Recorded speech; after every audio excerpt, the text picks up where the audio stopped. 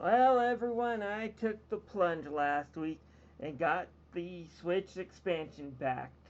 Nintendo's overpriced expansion pack that contains N64 games, which are good if Nintendo actually manages to bring out a full functioning library to the service instead of half-assing it, putting the N64 games and then giving us about three or four of them before forgetting the N64 even exists on the service, like you have done with so many virtual console services of the past.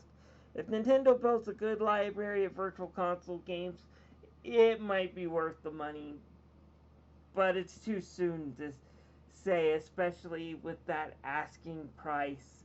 It's really way too soon. And then we have Sega Genesis games, which 90% of them have been put on so many other classic collections already that they're really not worth mentioning.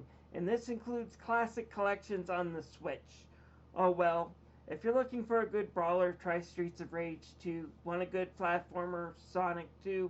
Mad that traditional JRPGs aren't represented on the Switch Online store, then Phantasy Star 4 will be up your alley. But if you really like them, all I can say is go to the eShop and put the Sega Genesis collection on your wish list and wait for it to be on sale for about $10, which it probably will go on sale during the holidays. I picked it up last holiday season. It's really well done. The emulation is pretty much the same across all the board, and you get a lot more games than you are with Switch Online. The only games that aren't available on that collection would be Strider, Castlevania, the Contra game, and Musha.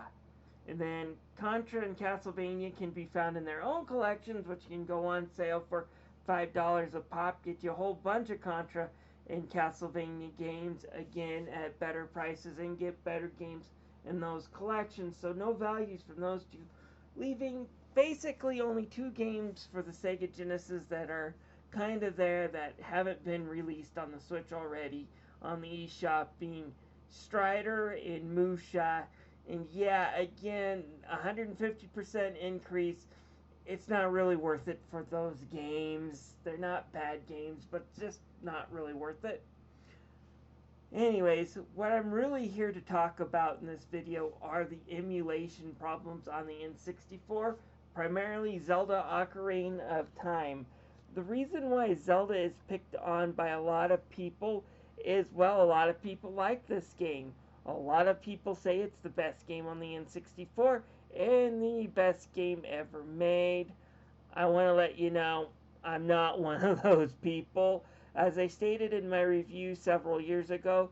But like Chrono Trigger, when you get the best of all timestamp placed on you, you got quality behind you. And Zelda, despite some flaws and spots, does have a lot of quality to it.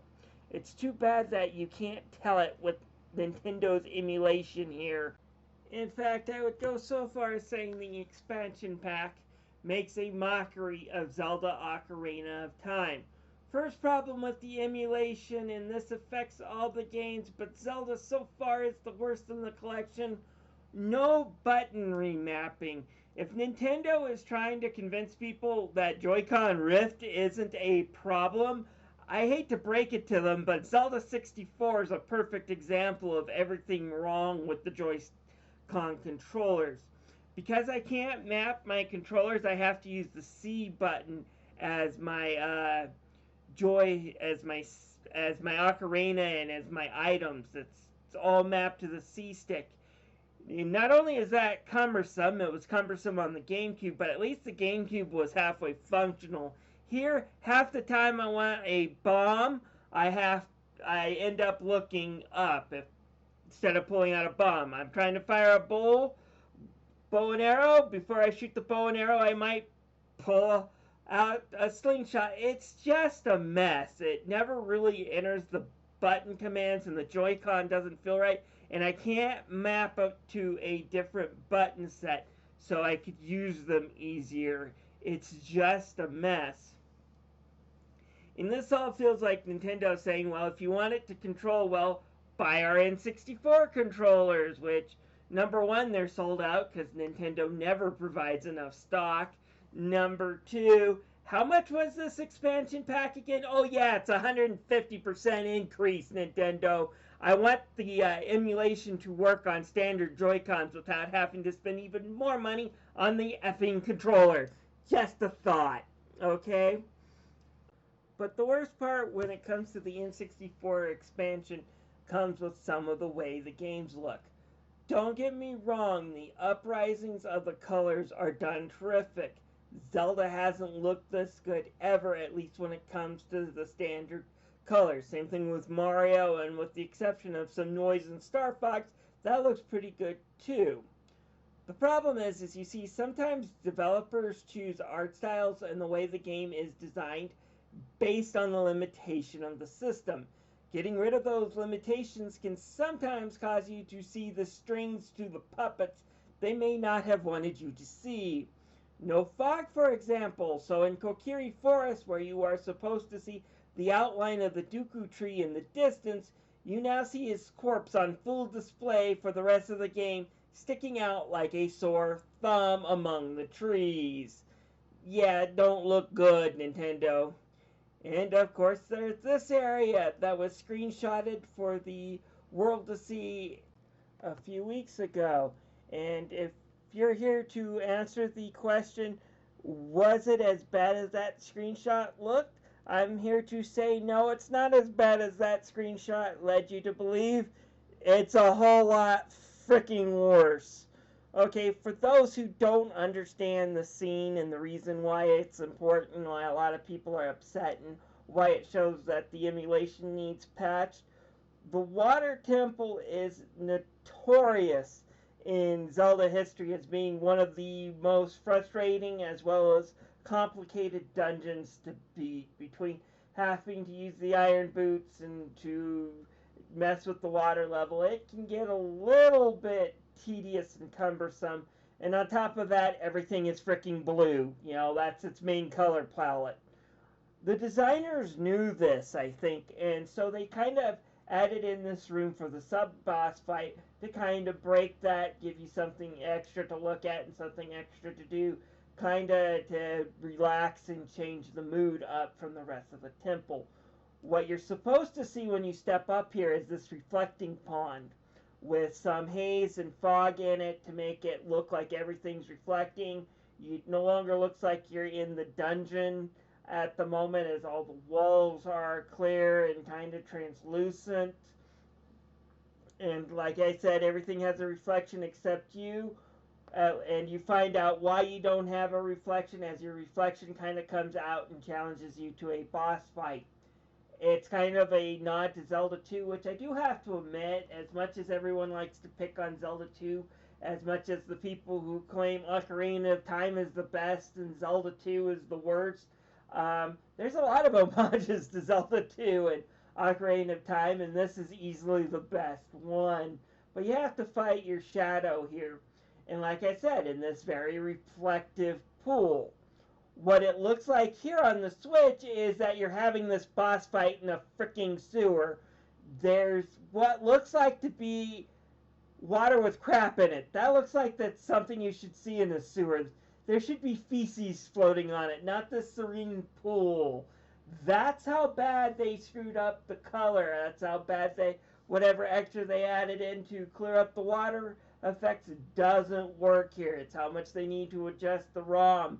But this area looks awful, and it shows that Nintendo needs to change the ROM or change the emulator, because this looks like shit. I mean, it really looks like shit. The water effects aren't good.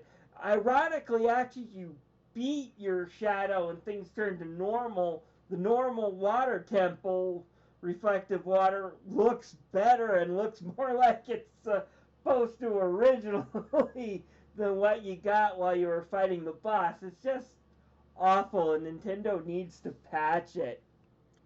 So listen, Nintendo, if you asked me to pay $10 more a year for a single person and 20 more for a family, I would be like, okay, patch this please when you have the time. It should be better. But for a 150% price increase to where I'm paying $80 for a family pack, the emulation needs to be precise. In this right here, this is not acceptable at all. For $80 Nintendo, I want regular updates to the service. Games that are good quality, I don't want to pay $80 to wait for months and then get handed another Doomsday Warrior, which would probably be Superman 64. But if I was looking at a game Nintendo could probably put on the service that would piss people off, I would say Quest 64 would probably be the more likely. So I don't want to wait for several months after paying $80 for an N64 game just for you to slap Quest 64 on that, okay?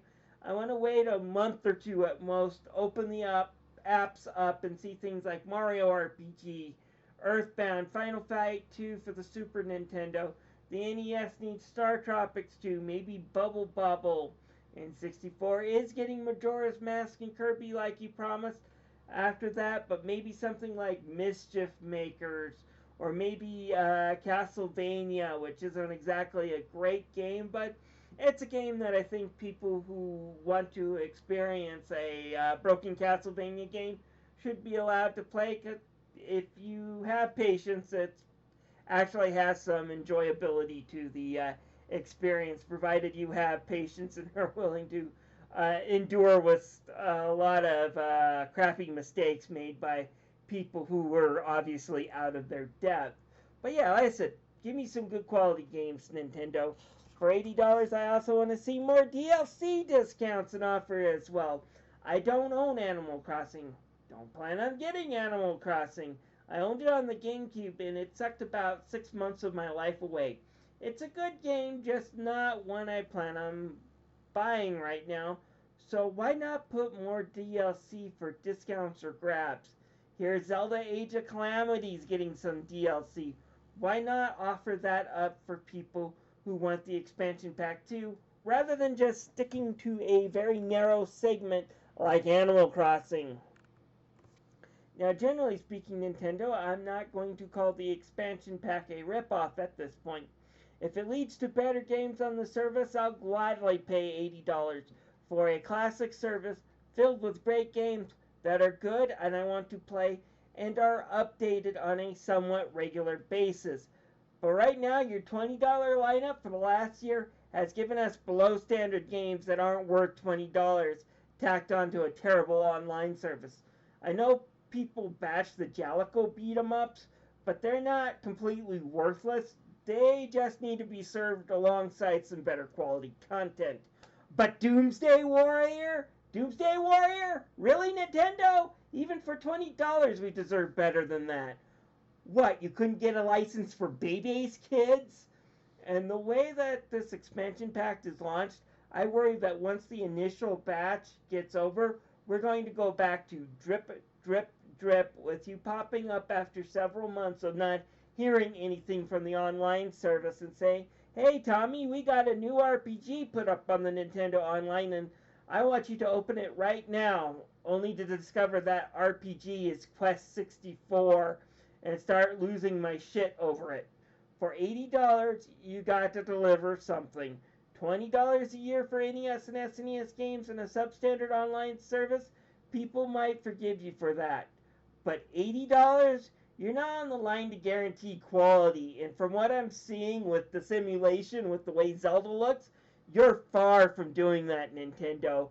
This needs to be put on beta. You need to drop the price. You need to give some partial refunds until you get the emulation fixed. Because this is crap. This is Tommy the Game Master, wanting to know if you've tried the expansion pack and what your experiences are. You have a wonderful day.